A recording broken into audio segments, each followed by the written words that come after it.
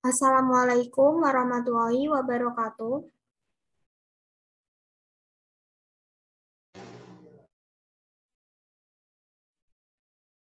Kami dari kelompok 2 yang beranggotakan saya, Paki Handayani, NIM 235, yang kedua Hani Umiatun, NIM 242, yang ketiga Yesiska Arum, NIM 250, yang keempat Maisyah Syaratul, NIM 253, dan yang terakhir Naufal Ainur Rahman, NIM 259, akan membacakan hasil diskusi tentang mixed method sequential explanatory.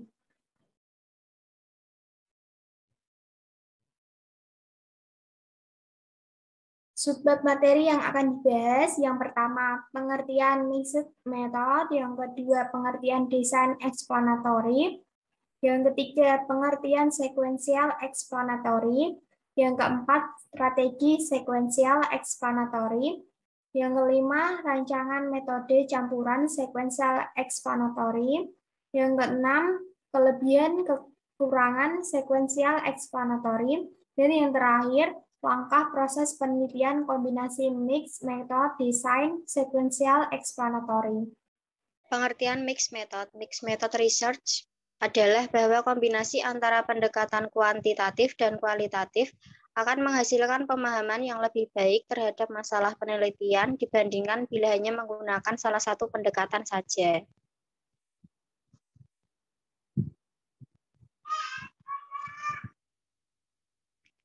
Pengertian desain explanatory. Desain explanatory adalah metode yang mengumpulkan data dan analisis data kuantitatif pada tahap pertama dan diikuti pengumpulan data dan analisis data kualitatif pada tahap kedua.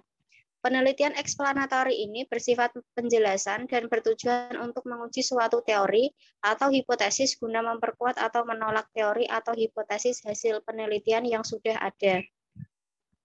Explanatory research mencoba memberi penjelasan tentang mengapa dan bagaimana suatu hubungan dapat terjadi dalam suatu situasi.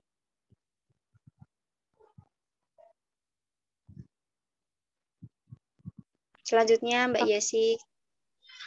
Pengertian sequential explanatory. Menurut Sugiono 2014 486, metode penelitian kombinasi yang menggabungkan metode penelitian kuantitatif dan kualitatif secara berurutan, di mana tahap pertama penelitian dilakukan dengan menggunakan metode kuantitatif dan pada tahap kedua dilakukan dengan metode kualitatif. Strategi sequential explanatory. Strategi yang diterapkan dalam pengumpulan dan analisis data kuantitatif pada tahap pertama yang diikuti oleh pengumpulan dan analisis data kualitatif pada tahap kedua yang dibangun berdasarkan hasil awal kuantitatif. Materi selanjutnya akan dibacakan oleh Mbak Maisyah. Baik, Mbak. Selanjutnya ada rancangan metode campuran sequential explanatory. Rancangan metode yang pertama ada deskripsi rancangan.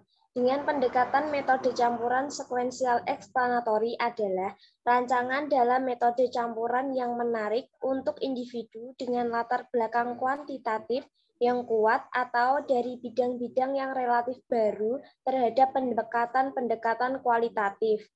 Nah, tujuan rancangan ini secara keseluruhan adalah untuk membantu data kualitatif menerangkan secara detail tentang hasil kuantitatif awal.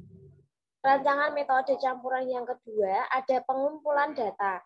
Pengumpulan data berlangsung dalam dua fase yang berbeda, dengan sampling kuantitatif secara teliti pada fase pertama dan sampling tertentu pada fase kedua, yaitu fase kualitatif. Gagasan utamanya adalah pengumpulan data kualitatif langsung membentuk hasil kuantitatif. Rancangan metode campuran yang ketiga ada analisis data. Database kuantitatif dan kualitatif dianalisis secara terpisah. Hasil-hasil kuantitatif kemudian digunakan untuk merencanakan follow-up kualitatif. Satu bidang yang penting adalah hasil kuantitatif tidak hanya dapat menginformasikan prosedur kuantitatif, tetapi juga dapat menunjukkan jenis-jenis pertanyaan kualitatif untuk dinyatakan pada partisipan pada fase kedua. Perancangan metode yang keempat ada interpretasi. Interpretasi mengikuti bentuk pelaporan kuantitatif pertama, hasil fase pertama, dan kemudian kualitatif, yaitu hasil fase kedua. Namun demikian, rancangan ini menerapkan bentuk interpretasi ketiga, yaitu bagaimana temuan kualitatif membantu menerangkan hasil kuantitatif. Rancangan metode yang terakhir atau yang kelima yaitu validitas, di mana seperti pada semua penelitian metode campuran, peneliti itu perlu menentukan validitas skor dari ukuran kuantitatif dan membahas validitas temuan kualitatif. Dalam pendekatan metode campuran sekuensial eksplanatori, validitas tambahan muncul. Selanjutnya dibacakan oleh Mas Noval. Baik, Mbak Meisha. Selanjutnya, F, kelebihan dan kekurangan dari sekuensial eksplanatori. Desain eksplanatori memiliki beberapa kelebihan, yaitu yang pertama, alat yang langsung untuk menyelidiki dengan berbagai macam kendala. Yang kedua, tidak tergantung dengan pada self-report. Yang ketiga, banyak kejadian yang penting tidak dapat diperoleh dengan pendekatan langsung. Yang keempat, dapat memainkan peranan penting dalam hal mengidentifikasi alasan di balik berbagai proses. Yang kelima, menilai dampak perubahan pada norma. Yang keenam, biasanya menawarkan keuntungan replikasi apabila timbul kebutuhan. Yang ketujuh, jenis penelitian dikaitkan dengan tingkat validitas internal yang lebih besar karena pemilihan subjek yang sistematis.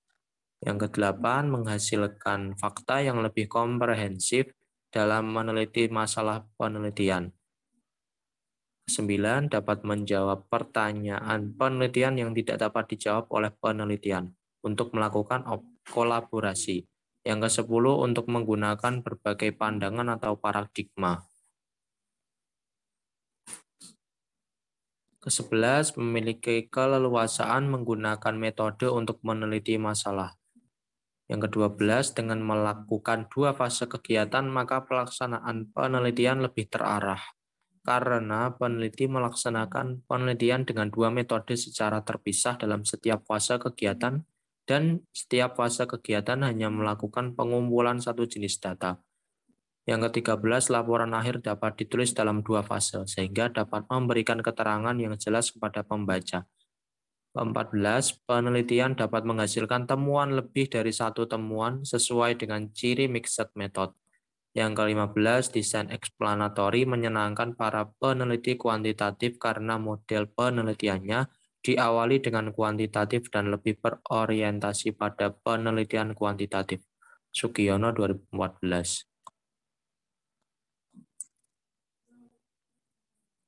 Adapun kelemahan dari desain eksplanatori adalah yang pertama, membutuhkan waktu yang sangat lama. Yang kedua, peneliti dituntut harus menentukan apakah menggunakan individu yang sama untuk dua fase kegiatan, atau menggunakan individu dari kelompok sampel yang sama untuk dua fase kegiatan, atau mengambil beberapa partisipan dari populasi yang sama untuk dua fase kegiatan. Yang ketiga, sulit menjamin objektivitas apabila peneliti tidak menseleksi partisipan yang dijadikan subjek pada dua fase kegiatan. Yang keempat, dapat dianggap sebagai hubungan sebab akibat. Yang kelima, sulit untuk mencapai kesimpulan yang tepat berdasarkan. Yang keenam, membutuhkan desain administrasi stabil sepanjang pengumpulan data. Sugiono 2014.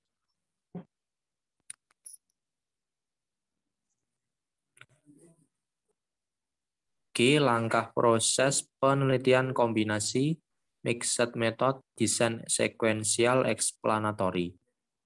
Metode penelitian kombinasi mixed method, desain sekuensial explanatory merupakan metode penelitian yang menggabungkan metode kuantitatif dan metode kualitatif secara berurutan.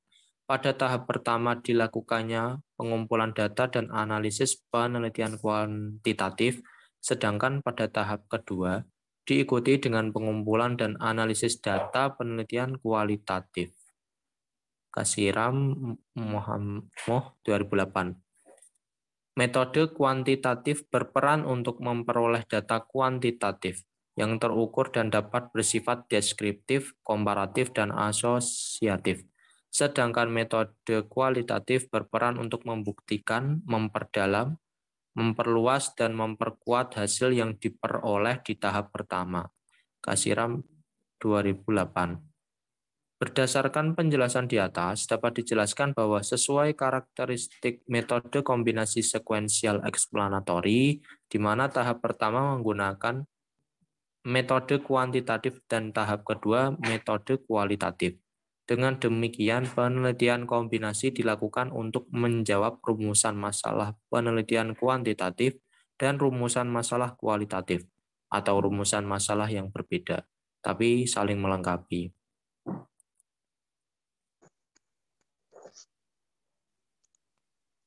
Demikian presentasi dari kelompok kami. Kurang lebihnya kami minta maaf. Wassalamualaikum warahmatullahi wabarakatuh.